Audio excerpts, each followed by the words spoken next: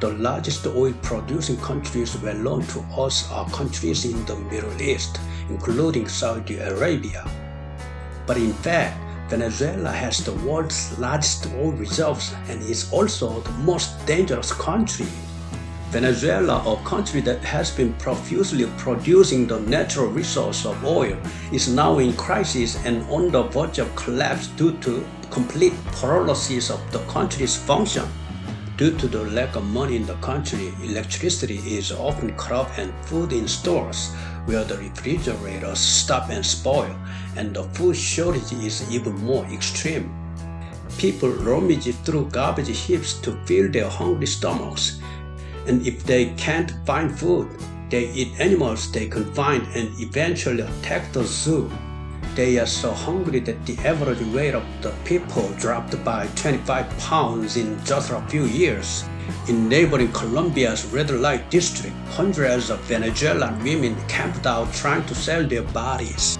In my hometown, I can only buy a pound of beef for any job's month's salary, but I get 30,000 to 40,000 pesos at a time for this job, said a woman who crossed the border 2 months ago and had been attending nursing school in Venezuela. Even when she went to get jobs as a janitor or a store clerk, Colombians did not accept her. She was about to cry. They called her Veneco, an expression of disrespect for Venezuelans, and poured water on her and said to go away. Colombian shopkeepers, as if chasing animals, prevented Venezuelan refugees from approaching stores. So, how did Venezuela, once the most prosperous country in South America, collapse in an instant?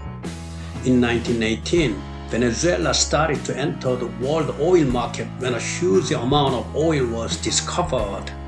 Venezuela was initially ranked 7th in the world's oil reserves, but as it entered the 21st century, it overtook Saudi Arabia to have the world's largest oil reserves. In other words, even if the country sold only oil, there was no problem making a living. In 1970, 2 oil crises caused worldwide chaos when oil prices went up like crazy. Venezuela, which had huge oil reserves, was booming due to the global oil crisis. But for the Venezuelan government, which had a taste of money, this boom became the starting point that led the country to collapse. The government and the National Assembly had become complacent because they had enough to live on with the overflowing oil money without needing to develop other industries. In addition, foreign currency and oil money earned by selling crude oil were concentrated in the established elites colluding with politicians, and Venezuela was increasingly plagued by corruption such as stealing money and hiding it abroad.